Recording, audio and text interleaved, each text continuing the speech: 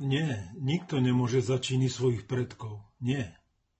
A nikto nemôže ani za to, ako ďaleko padne jeho jablko od dedičného stromu. Môj starý otec, dedo Michal Tkáč, ako vládny komisár rodnej Čičavy, precestoval na jar 1942 celé Slovensko, aby mohol vtedajšieho ministra vnútra Šaňa Macha osobne požiadať o záchranu čičavských chudobných Židov, Cigánov, dnes Romov. Ľudskosť v ťažkých časoch. A čo zdedil šéf progresívneho Slovenska Michal Šimečka po svojom slávnom dedovi Milanovi Šimečkovi a po svojom otcovi Martinovi Šimečkovi? Pozrieme sa, z akých vajec sa vlastne toto politické kura vykulo, parafrazujúc slova blogera, publicistu a spisovateľa Gustava Murína. Najstarší Šimečka vyštudoval v Brne filozofiu a prejavoval sa tu ako tvrdý stalinista. Pre svoj fanatický postoj medzi svojimi rovesníkmi, kam patril aj neskorší slávny európsky románopisec Milan Kundera, bol veľmi neobľúbený. Ako fanatický sledič ľudí s iným zmyšľaním stal sa predlohou prvého Kunderovho románu Žert. Románu o tom, ako prostý vtip napísaný na pohľadnici v tamtej dobe spustil lavínu vyšetrovaní a represií stalinistickými nadšencami. Znáš nejakou Markétu Pospíšilovou? Myslím, že víc slyšet nepotřebujeme. Předkládám vám návrh výboru.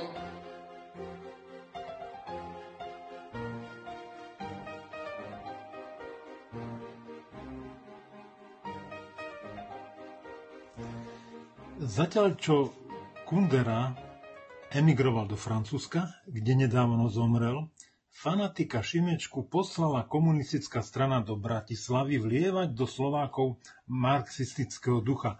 Učil marxizmus, leninizmus na Komenskej univerzite a na VŠMU. A tam obvinil vtedy mladého Milana Lasicu, že vraj rozložil organizáciu ČSM na tejto škole. No potom si vsadil na Dubčeka, za čo ho jeho vlastní súdruhovia po auguste 1968 prenasledovali a dokonca nakrátko aj väznili. A tak sa stal disidentom z donútenia. Ako Krysa sa v roku 1989 pod legendou disidenta votrel do VPN a čoskoro sa stal poradcom dramatika Havla, zvaného tiež Láhev. A čo jeho syn, Martin Milan Šimečka? Ten na tátu nezabudol. V októbri 2008 ako šéfredaktor českého časopisu Respekt uverejnil príbeh muže, ktorého v roce 1950 dostal slávny spisovateľ do väzení. Išlo o nepodložené obvinenie Kunderu, že udal spolužiaka, čo sa dal naverbovať CIA. To mala byť sladká pomsta za to, že si Kundera trúfal karikovať fanatizmus jeho otca.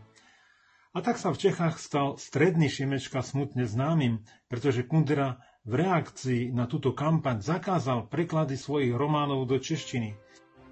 A čo Slovensko, na ktoré sa vykopnutý z Čiech stredný Šimečka vrátil?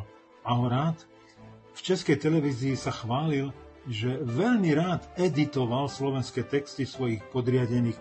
Vraj pritom vychutnáte čaro jazyka. Čaro jazyka, o ktorom sa inde vyjadril, že je jazykom obesenca. Presnejšie, Slovensko je čierna diera, v ktorej nenávratne miznú všetky rozumné myšlienky, jej gravitácii neunikne žiaden pokus o slobodné bytie a skončíme všetci v slovenskom jazyku, ktorý je fialový, drevený a napochnutý ako jazyk obesenca.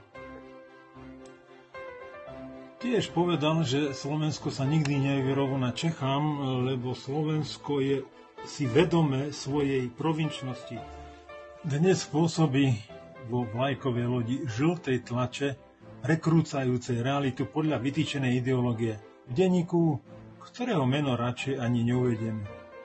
Aj keď táto krajina prostrednému Šimečkovi nikdy neprirástla k srdcu, absurdne ju viní za svoj disidentský osud vo svojej knihe Medzi Slovákmi, ktorú napísal v jazyku obesenca.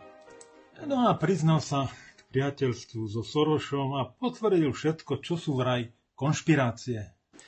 George Soros je, trúfam si povedať, že môj priateľ, aj keď už sme sa dlho nevideli, na Slovensku možno aj vďaka Sorosovým peniazom, ktorými pomáhal mimovládnym organizáciám, aby chodili po Slovensku a bojovali proti Mečiarovi, že dokonca bez jeho peniaz by sme to dokonca možno neboli dokázali. Že pre mňa navyše ešte aj človek, ktorý nám pomohol poraziť Mečiara.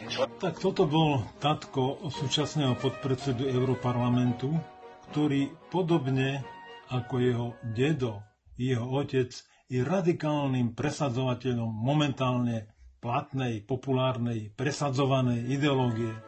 Jedinú pravdu hlásal jeho dedo, raz červenú, potom opačnú, rovnako syn a teraz aj vnúk. Je moderné propagovať drogy? Byť LGBTI a gender propagátorom? Tak ním je. Je poslaním Šimečkovcov tejto malej krajinke šíriť tu momentálne jedinú pravdu podľa manuálu zo zahraničia? Progresívny Michal, vnúk prekabateného stalinistu na falošného moralizátora a syn jeho nasledovníka sa nám tu chystá od septembra s podporou bruselskej kliky a ambasády za plotom organizovať progresívnu budúcnosť. Záleží od výsledku septembrových volieb, či to dopustíme.